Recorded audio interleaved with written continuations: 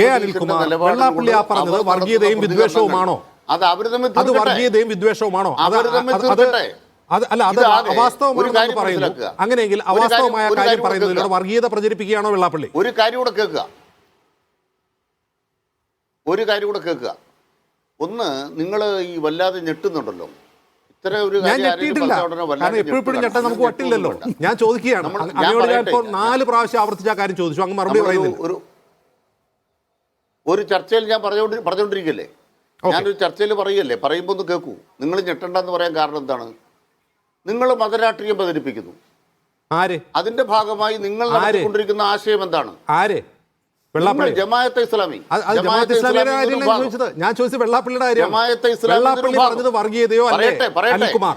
അതായത് കേരളത്തിൽ ക്രൈസ്തവർ മുസ്ലിങ്ങളെ ഭയന്നാണ് ജീവിക്കുന്നത് എന്ന് വെള്ളാപ്പള്ളി പറഞ്ഞത് വർഗീയതയാണോ അല്ലേ എന്ന ചോദ്യത്തിന് ഉത്തരം പറയാൻ കഴിയുന്നില്ലെങ്കിൽ പറ്റില്ല എന്ന് പറയുക. നമുക്ക് വിടാം, വിഷയം വിടാം. നിങ്ങളുടെ പോയിന്റ്, ഞങ്ങളുടെ പോയിന്റ് ഇതാണ്. ഇത് എന്റെ പോയിന്റ് അല്ല, എന്റെ ചോദ്യം ഇത്രയേ ഉള്ളൂ. വെള്ളാപ്പള്ളി പറഞ്ഞത് വർഗീയതയാണോ അല്ലേ? തങ്ങളുടെ സൗകര്യത്തിന് ചിലത് അടർത്തിയെടുക്കും. അല്ല, അടർത്തിയെടുത്തല്ല, വിശദമായിട്ട് മാധ്യമങ്ങൾ ചോദിച്ചതാണ്. വിശദമായി മാധ്യമങ്ങൾ ചോദിച്ചതാണ്. എന്തുകൊണ്ട് ഈ പറയുന്ന നായർ മുതൽ നസ്രാണി വരെയുള്ള ഐക്യമുന്നണിയിൽ മുസ്ലിങ്ങളില്ല എന്ന ചോദ്യത്തിനാണ് അദ്ദേഹം മറുപടി പറഞ്ഞത്.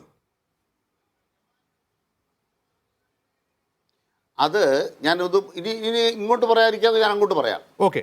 നിങ്ങൾ എന്തെങ്കിലും ഒരു സന്ദർഭത്തിൽ KM ഷാജിയുടെ പ്രസ്താവന വർഗീയമാണെന്ന് നിങ്ങൾക്ക് തോന്നിയിട്ടുണ്ടോ? KM ഷാജിയുടെ പ്രസ്താവന എന്താ? അതിന് മറുപടി ചർച്ച ചെയ്യാം. എപ്പോഴാണ്, എവിടെ വെച്ചാണ് അദ്ദേഹം പറഞ്ഞത്, ഏത് കാലത്താണ്? നിങ്ങൾ കേട്ടിട്ടില്ല, ഒന്നുകൂടെ കേൾപ്പിക്കുക. ഓക്കെ, ഞാൻ അങ്ങയിലേക്ക് വരാം. KM ഷാജിയുടെ പ്രസ്താവന